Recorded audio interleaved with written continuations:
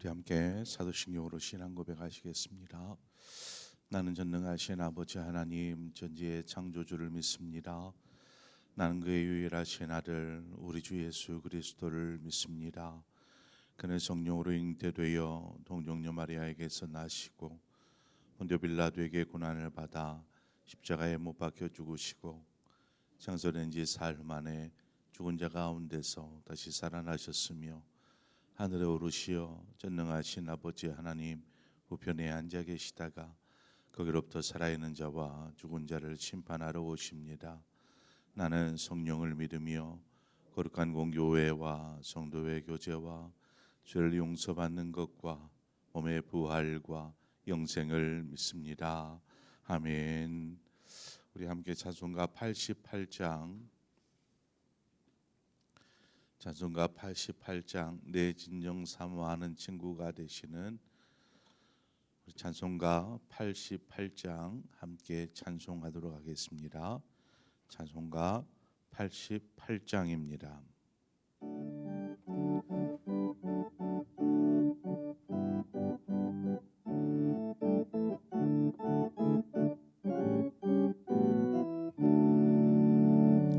내 진정 사모하는 친구가 되시는 구주 예수님은 아름다워라.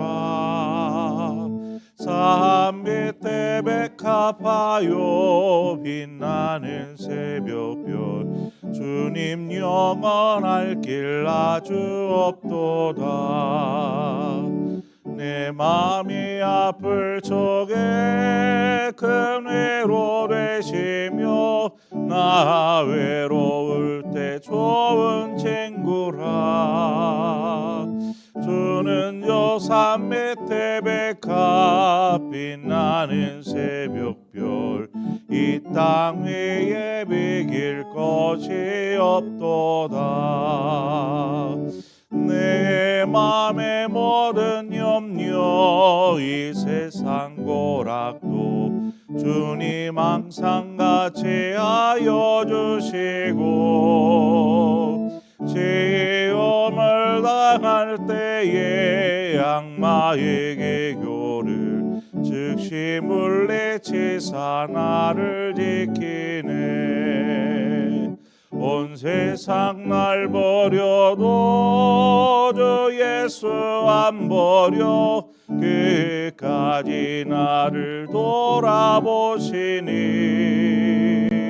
주는 저 산 밑에 백합 빛나는 새벽별 이 땅 위에 비길 것이 없도다. 내 맘을 다하여서 주님을 따르면 길이 길이 나를 사랑하리니. 물불이 두렵지 않고 장검도 겁없네. 주는 높은 산성 내 방패시라. 내 영혼 먹이시는 그 은혜 누리고 나 친히 주를 뵙기 원하네. 주는 저 산 밑에 백합 빛나는 새벽별 이 땅 위에 비길 것이 없도다.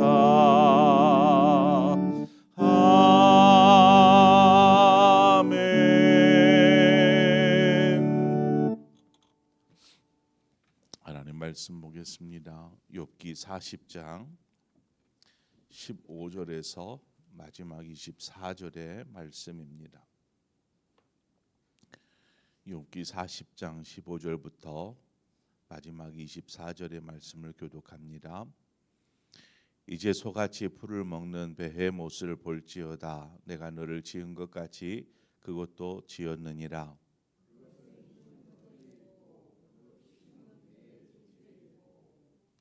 그것이 꼬리치는 것은 백향목이 흔들리는 것 같고 그 넓적다리 힘줄은 서로 얽혀 있으며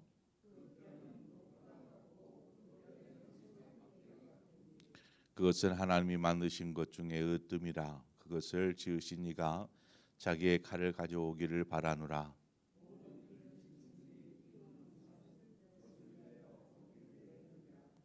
그것이 연잎 아래에나 갈대 그늘에서나 늪 속에 엎드리니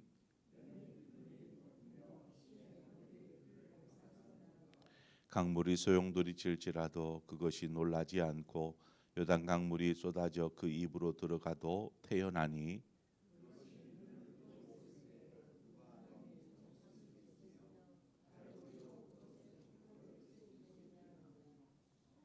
아멘. 오늘 본문을 보면 하나님께서 베헤못이라는 동물의 생태를 말씀하시면서 그것을 통해서 이야기하고자 하는 것이 무엇이냐면 하나님의 절대 주권입니다. 하나님의 절대 주권에 의해 창조되어진 피조물, 그 피조물의 생태를 이야기하고 더불어서 인간의 연약함, 인간의 한계를 하나님께서 말씀하십니다. 자, 그러면 오늘 본문 전체에서 다루고 있는 베헤못이 무엇인가? 우리가 이 성경 개역 개정 보기 전에 개역 성경을 보고 봤었는데 거기에서는 베헤못이라고 안 되어 있고 하마라고 되어 있습니다. 하마. 그러니까 하마라고 번역되었었는데 개역 개정으로 바뀌면서 다시 이것을 베헤못이라고 바꾸었는데 이제 하마라고 주장하는 사람들도 있고 그렇지 않고 다른 동물이다 이런 주장하는 사람들도 있고 그러다 보니까 그냥 원어 그대로 베헤못이라고 바꾸어 놓았습니다. 그러니까 이 베헤못이라는 건 히브리어 그대로의 그 단어입니다. 동물의 이름 베헤못. 하나님께서 창조하신 베헤못은 비록 소처럼 풀을 뜯지만 그 어떤 동물보다도 강인한 또 힘을 가지고 있는 동물이 베헤못이었습니다. 그 힘은 허리에서 나오는데 그 배에 힘줄이 힘을 지탱해 주며 꼬리를 한번 휘두는 것은 백향목이 흔들리는 것과 같은 또 다리 역시 막 힘줄이 있어서 넓적다리가 어떤 그 튼튼하기 그지없는 이런 베헤못의 모습을 우리는 묘사하고 있음을 보게 됩니다. 얼마나 힘이 좋았던지 하나님은 그 모든 창조물 가운데에서 베헤못을 으뜸이라고 말씀하고 있습니다. 으뜸, 최고라는 것이죠. 한마디로 하나님의 창조의 솜씨가 이 베헤못을 통해서 탁월하고 또 그 지으신 것이 걸작품 같다라고 이야기하고 있는 것이 바로 이 말씀입니다. 자, 여러분 하나님께서 창조하신 피조물 가운데 가장 최고의 걸작품은 무엇이겠습니까? 세상 만물 가운데에서 최고의 걸작품을 찾아보라 하면 무엇을 찾아볼 수 있겠습니까? 그 어떤 힘센 동물이 아니라 바로 사람입니다. 사람. 하나님은 저와 여러분을 최고의 걸작품으로 창조하셨습니다. 사람은 베헤못처럼 튼튼하거나 큰 힘을 가지고 있지 못합니다. 그럼에도 최고의 걸작품인 것은 우리가 하나님의 형상을 닮은 존재이기 때문에 그렇습니다. 하나님께서 자기 형상대로 사람을 창조하셨는데 후에는 그 코에 생기를 불어넣어 생명이 되게 하셨습니다. 이렇게 하신 것은 하나님께서 사람으로 하여금 하나님과의 교제할 수 있도록 그래서 교제를 할 수 있는 인격적인 존재로 창조하셨다라는 것입니다.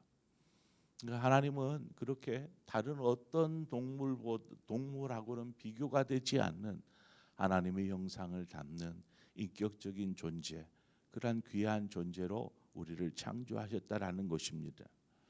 그럼에도 인간이 타락을 하게 되고 이후에는 그 본성적으로 죄의 성향을 가지고 사람들이 태어납니다. 죄의 성향. 그래서 인간 안에는 부패한 성향이 자리하고 있습니다. 이것은 누구누구가 아니라 모든 사람에게는 이 죄성이 있는 것이죠. 그래서 때론 하나님의 마음을 아프게도 하고 하나님의 속을 썩히기도 하는 것입니다. 로마서 3장 23절은 말합니다. 모든 사람이 죄를 범하였음에 하나님의 영광에 이르지 못하였더니, 여기에서 일부의 사람이 아닌 모든 사람이라고 기록하고 있습니다. 인간은 이러한 모든 스스로가 지은 죄로 인하여서 스스로의 힘과 노력으로 결코 거룩함, 하나님이 정하신 그 거룩함의 기준에 이를 수 없습니다. 도덕적으로 선한 삶을 살아도 하나님의 기준 앞에서는 항상 부족하고 결핍되어진 존재가 바로 사람입니다. 그런 인간이 어떻게 걸작품일 수 있을까요? 하나님이 보실 때에 항상 기준에도 미치지 못하고 늘 부족하고 하나님의 속만 썩히는 인간이 어찌 하나님이 보실 때 걸작품이라 이렇게 말할 수 있겠습니까? 결국 하나님의 은혜가 아니면 살 수 없는 존재인 것입니다. 그래서 그 로마 3장 23절에서는 모든 사람이 죄를 범하였다라고 말하고 3장 24절에 가서는 그리스도 예수 안에 있는 속량으로 말미암아 하나님의 은혜로 값없이 의롭다 하심을 얻은 자 되었느니라, 그렇게 말씀합니다. 그러니까 모든 사람이 죄를 범하였고 이후에 하나님의 은혜로 의롭다함을 얻은 자 되었다라고 말하고 있는 것이죠. 하나님께서 인간을 얼마나 사랑하시는지 하나님의 독생자를 통해 다시금 하나님의 영광에 참여케 하셨습니다. 우리가 거룩함의 기준에 하나님은 거룩하신 분이잖아요. 하나님은 거룩하신 분이기에 거룩한 존재와 함께 교제할 수 있습니다. 그러나 인간이 그 거룩함의 기준에 이르지도 못하고 결핍되어진 상태로 머물러 살아가지만 하나님의 은혜로 우리를 다시금 함께 교제할 수 있는 그 자리로 이끄셨다라는 것입니다. 그래서 하나님의 영광에 참여케 하여 주셨습니다. 사람이 걸작품이 될 수 있는 것은 스스로 의로워서도 아니고 또 하나님의 영광이 되는 삶을 살아서도 아니고 오로지 하나님의 은혜가 있어 우리가 걸작품이 될 수 있는 줄 믿습니다.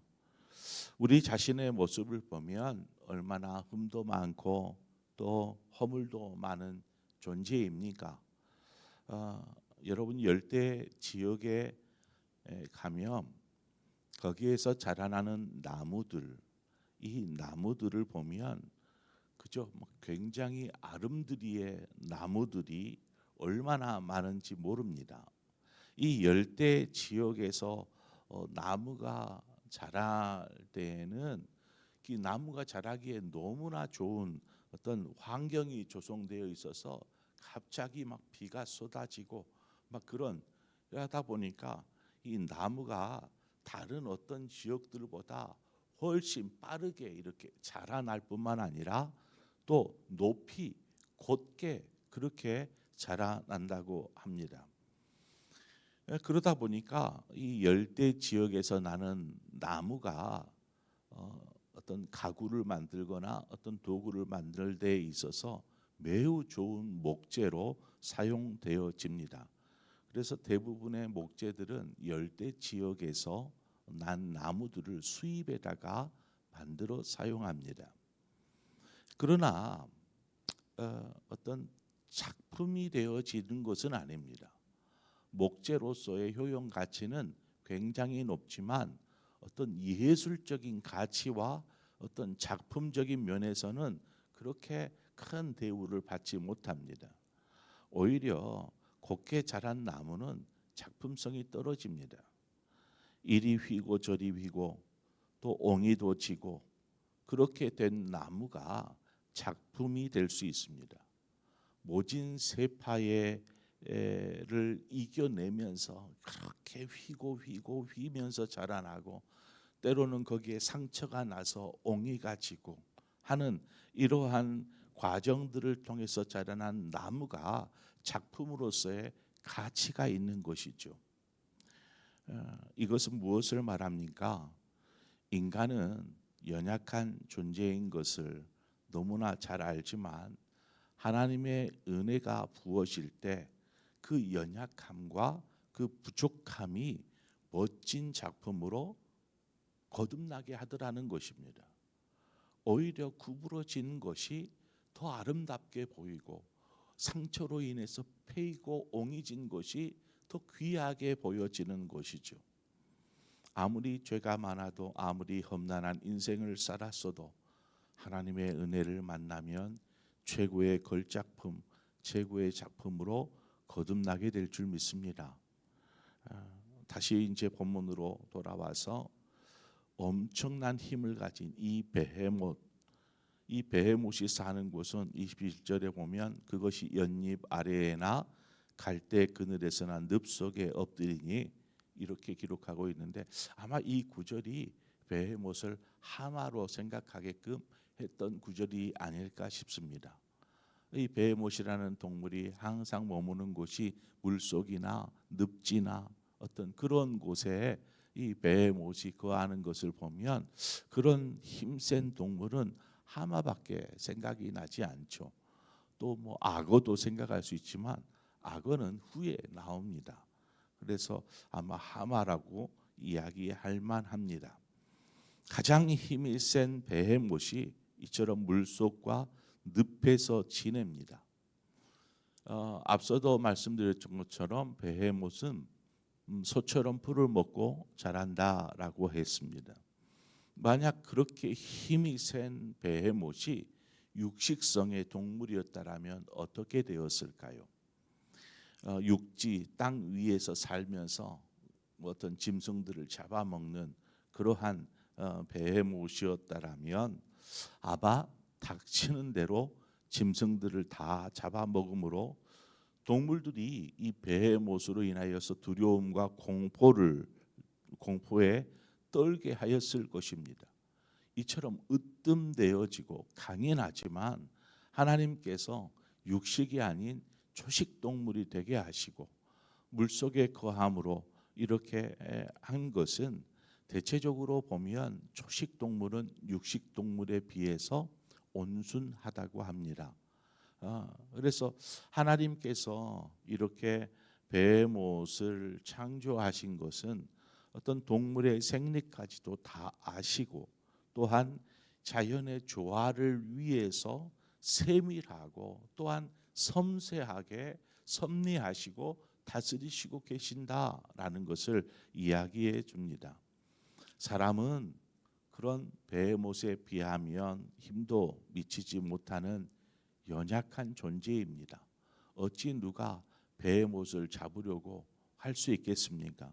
그러나 하나님이 원하시는 곳에 머물며 하나님의 다스림 안에 있을 때에 연약하지만 하나님께서 우리를 강한 믿음의 용사로 거듭나게 하여 주실 줄 믿습니다. 그러므로 하나님의 절대 주권, 하나님의 섭리하심, 왜 그렇게 하실까? 왜 그 힘센 동물을 초식 동물 되게 하시고 왜 힘센 동물을 물속에서 지내게끔 하셨을까? 이렇게 의문이 될 수 있지만 우리는 하나님의 그 놀라운 섭리가 있음을 알고 그 절대 주권, 하나님의 행하신 일에 대해서 우리는 전적으로 순복할 때, 순종하는 삶을 살 때 바로 우리의 삶에 하나님의 복이 임하게 될 줄 믿습니다.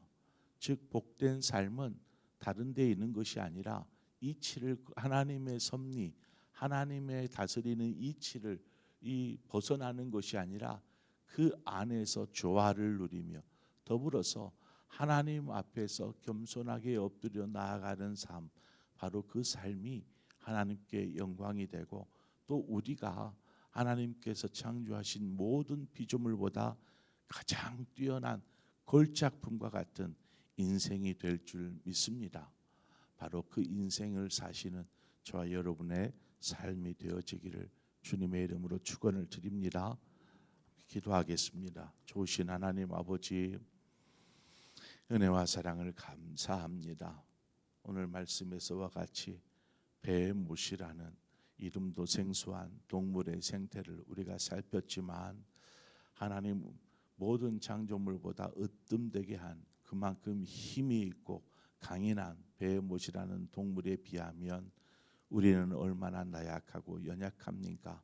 그럼에도 불구하고 하나님 우리를 최고의 걸작품 되게 하신 것을 감사합니다.